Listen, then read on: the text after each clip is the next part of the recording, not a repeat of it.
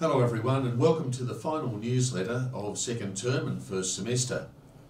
Last Friday the college sent enrolment offers to families who had applied for a place for their sons in Year 7 2025. We received approximately 390 applications, of which 360 listed St Joseph's as their first preference of the Geelong Catholic secondary schools. We have 336 places in Year 7 and students to whom we've not been able to offer a place have been offered a spot on our waiting list. Last Tuesday, while our senior students were sitting the GAT and junior students had a student-free day, our staff participated in a day of professional development. It was planned and conducted by our college identity team. The day included a presentation from Millicent Kavanagh from Edmund Rice, Oceania province that focused on advocacy.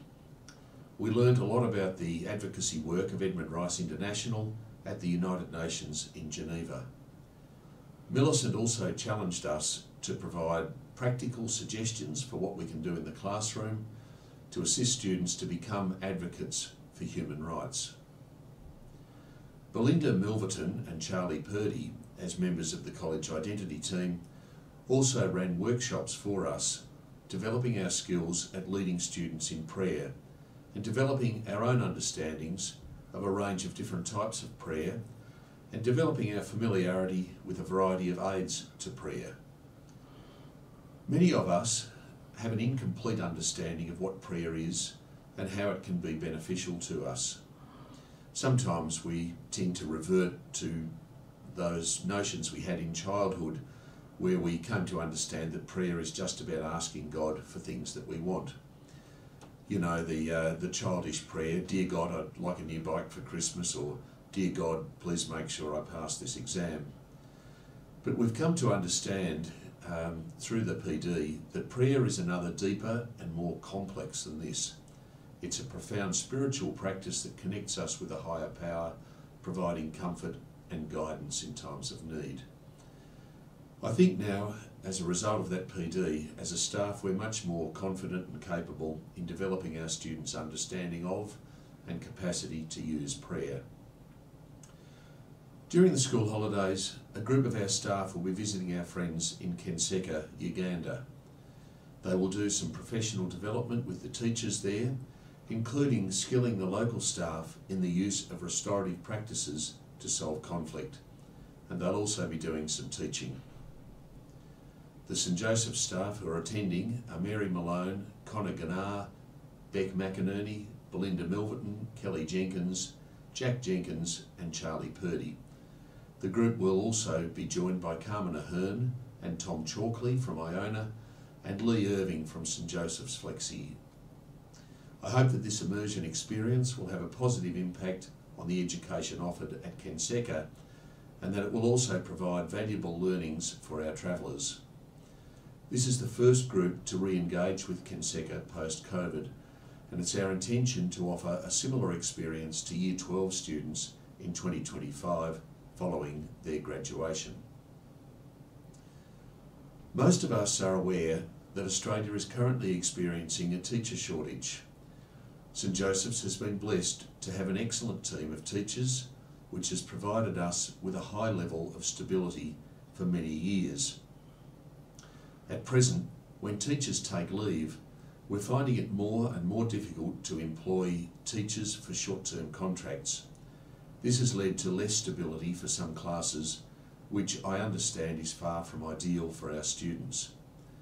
I want to reassure students and families that we're doing all that we can to maintain stability in classes and ensure that the exceptionally high quality of teaching and learning at St Joseph's is maintained. And we have just advertised for new teaching staff for 2025, if you know anybody who you think would be at home here. Please note the following changes for staff for Term 3. We thank and wish Taylor Gray and Jason Maloney well as they complete their contracts at the end of the term, and also Millie Johnson, who finishes up as an ESO.